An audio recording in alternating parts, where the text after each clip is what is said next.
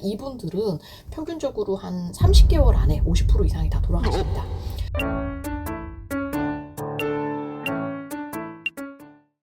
네, 여러분 안녕하세요. 랜선 진료실 2타 시간이 돌아왔습니다. 가끔 제가 이제 랜선 진료실에서 뵙겠습니다 라고 얘기를 했는데 이제 본인이 1탄에 올라올지 2탄에 올라올지 모르시잖아요. 그래서 이제 1탄에 내 그 질문에 대한 답변이 없으면 화를 내시는 분들이 있는데, 가급적이면 먼저 물어보셨던 분들, 그러니까 순서 위주로 제가 하고 있어요. 옛날에 물어보셨던 분들을 1편에 하고 있고, 최근에 물어보셨던 분들을 2편에 다 대답하고 있으니까 그 정도는 조금 이해해 주실 수 있죠.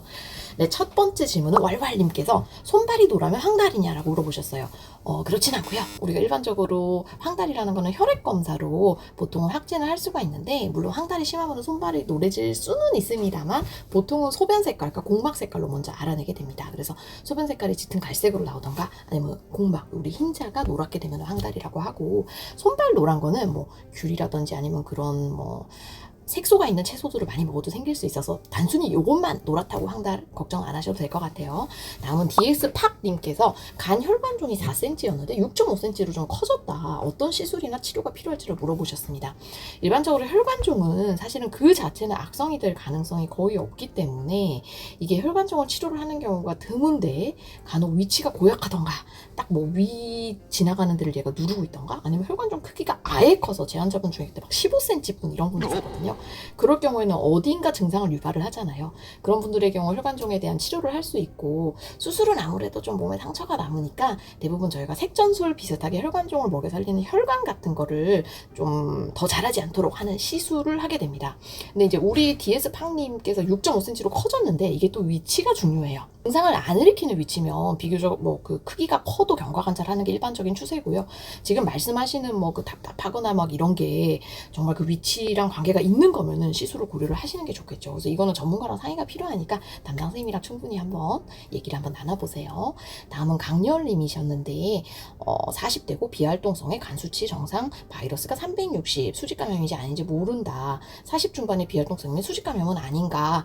이거 수직감염인지 아닌지 알 수 있는 방법 없습니다. 그냥 우리가 유추를 하는 수밖에 없고요. 대부분 뭐 가족분들 중에 있는지 아니면 뭐 그런 걸로 유치를 하게 되는데, 피검사로 이분은 수직감염이다 아니면 이분은 뭐 다른 데서 걸렸다 알 수 있는 방법 현재까지는 없다.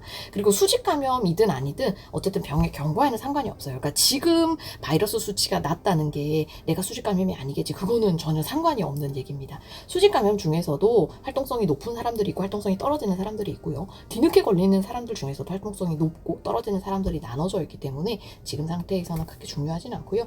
비급여로 항바이러스를 복용하고 계신데 살짝 요새 조금 스트레스신가 봅니다. 괜히 일찍 복용하는 건 아닌가 궁금합니다.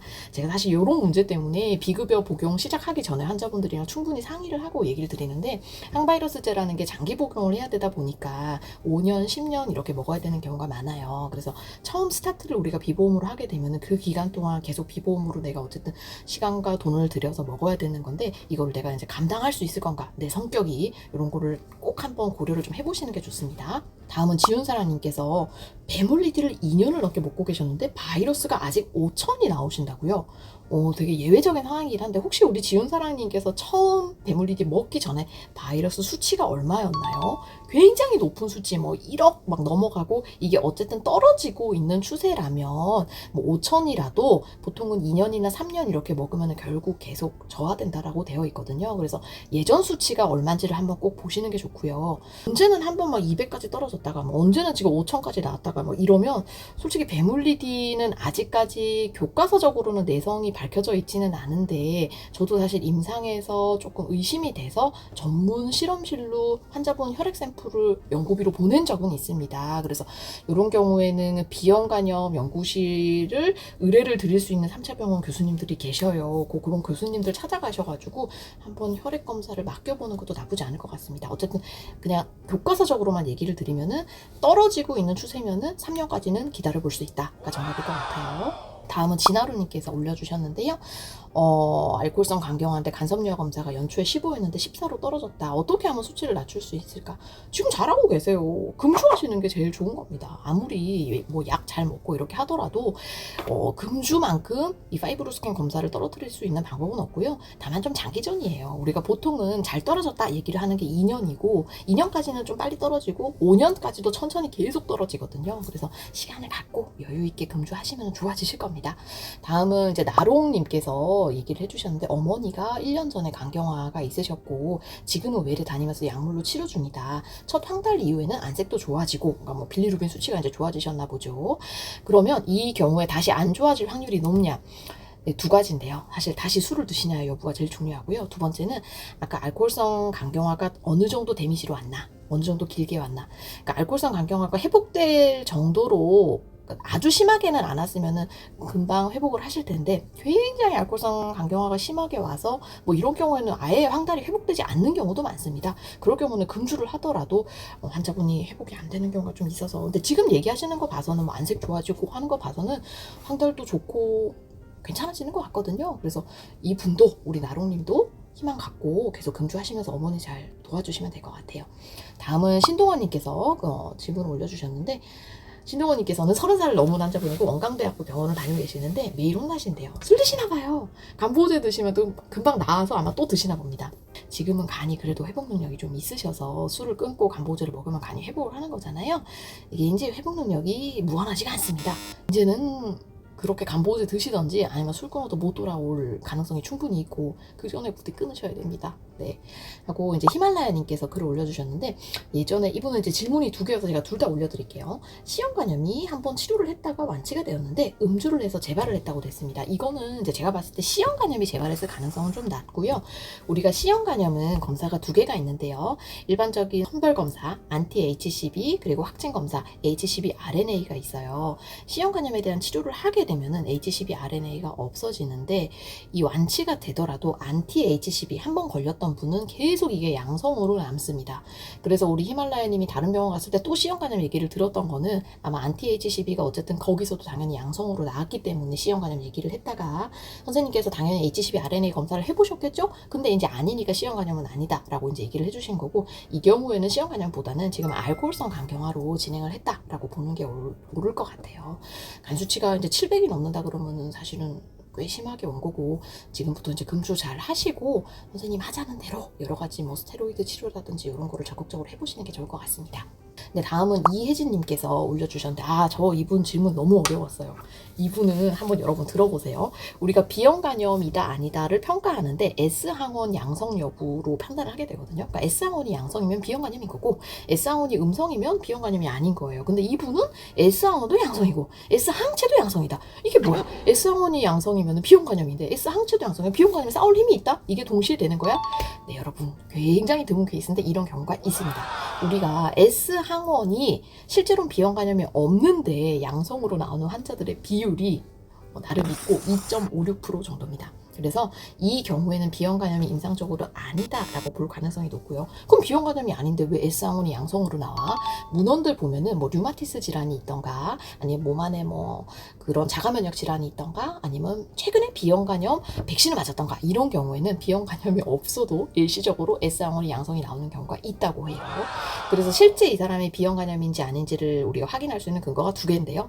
HBV DNA라는 걸로 일단 몸 안에 지금 DNA가 있는지 없는지 확인을 하게 되고 HBCIgG라는 수치가 있습니다. 요게 이제 이전에 비형간염이 혹시 있었다가 나았는지 여부를 볼 수 있는 수치인데 요 두 개 검사를 했는데 DNA도 음성이고 HBCIgG도 음성이다라고 하면 지금 이혜진님은 S항원이 위양성인 거예요. 실제 비형간염이 없는데 그래서 그 두 개 검사 한번 해보시는 거를 추천을 드릴게요. 네, 다음은 썬님께서 비형간염 간경화 굳는 속도 통계가 없냐라고 물어보셨고요. 그나마 쉬운 그림을 제가 찾아온 게 이겁니다. 자, 이제 비형간염 바이러스 보유자 이게 지금 10년인가 20년 전 자료라서 5%로 돼 있는데 지금은 이거보다는 많이 떨어졌고요. 이렇게 이제 수직 감염이 되는 분들은 30에서 40%는 만성 감염 돼 있다고 돼 있는데 실제로는 뭐 한 7, 80% 정도는 만성 감염으로 가게 되는 것 같고요. 그 다음에 이 만성 감염 보유자 중에 간경화로 가는 환자분들이 1년은 아니고 이제 평생을 봤을 때 대략 한 3분의 1 정도가 비형간염 있는 환자분의 3분의 1이 간경화로 간다라고 되어 있고 간경화 있는 환자들 중에 다시 1년에 1.5에서 6% 정도의 환자에서 간암이 발생한다고 되어 있습니다. 그래서 뭔가 막 이게 사람마다 몇 프로 굳는다, 막 얼마 속도로 굳는다 이렇게 정확히 얘기는 좀 어려운데 이게 이제 자연 경과고요.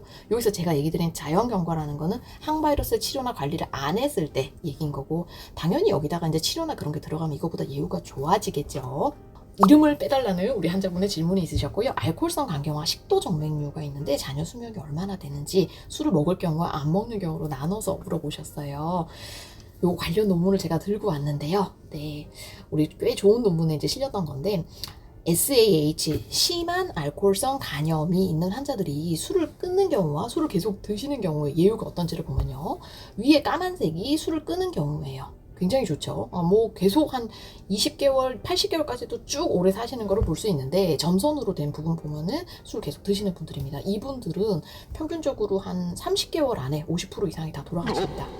보통 우리가 비대상성 간경변증이 있으면 그 환자들이 1년 있다가 50% 정도만 살아있다라고 얘기를 해요. 근데 이제 술을 드시게 되면 그거보다 비율이 더 떨어집니다. 네. 그래서 보통 술 드시는 분들한테 제가 2년 안에 돌아가실 가능성이 높습니다. 라고 얘기를 하는 게 이제 이 연구 때문에 그렇고요.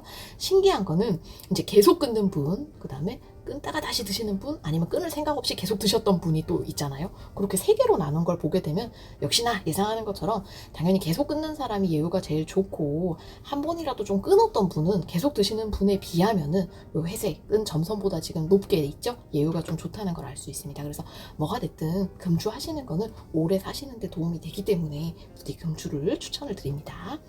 다음은 이제 파스타님께서 올려주셨고요. 한 달에 한 번만이라도 술을 먹으면 안 될지 물어보셨어요. 사실은 제가 이런 질문 올려주시는 환자분들 마음 잘 알고 있습니다. 답은 알고 계시잖아요. 근데 이제 정말 적어주신 것처럼 답답해서 그러신데, 이거는 이제 개인이 판단을 해야 될 문제기는 합니다. 제가 이제 얘기 드릴 수 있는 거는 교과서적인 상황이기 때문에 당연히 금주를 추천을 드릴 거고, 얼마 전에 또 이 법률스님, 제가 요새 법률스님 영상을 많이 보고 있는데 뭐 그러더라고요. 술을 그 사람이 예를 들어서 정말 안 먹어서 화병이 나서 일찍 죽게 되면 어떡할 거냐, 술 드시는 분 막 걱정하는 그 가족 얘기가 나왔는데 그런 얘기도 좀 있었고요.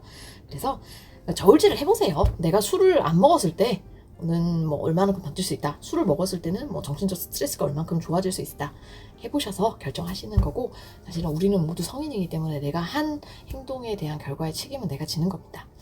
매력 긍정형님께서 올려주셨어요. 정맥류가 있었는데 테프라정이라는 거를 하셨고, 식도 정맥류도 관리하면 수술 안 하는 분들이 있다고 했는데 정말 안 하시는 분이 있는지 물어보셨어요. 일반적으로 우리가 비대상성 간경변증은 식도 정맥류만 있을 때를 얘기를 하는 건 아니고, 정맥류가 터질 때 식도 정맥류 출혈이 있는 경우가 비대상성입니다. 그래서 지금 우리 긍정형님처럼 그냥 정맥류만 있다 그러면 일반적인 거기 정의에는 해당은 하지 않습니다.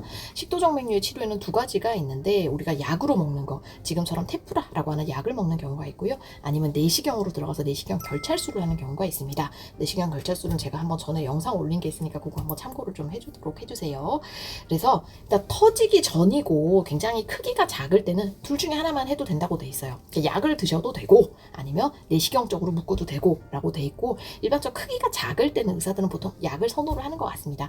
하지만 이게 좀 크기가 커지던가 아니면 한 번이라도 출혈을 했던 병력이 있을 경우에는 무조건 이제 시술은 베이스로 들어가는 거고요. 거기다가 이 테프라라는 약을 추가로 쓸지 여부를 결정한다, 이렇게 생각해 주시면 될 것 같아요. 오늘 이렇게 저희가 이제 랜선 진료실 시간을 끝냈고, 질문 수준이 올라가서 저도 머리가 좀 멍하네요. 그래도 여러분들 멋있습니다. 이렇게 궁금하시는 환자분들 저는 정말 너무 좋고요. 또 궁금하신 거 있으면 언제든지 올려주세요.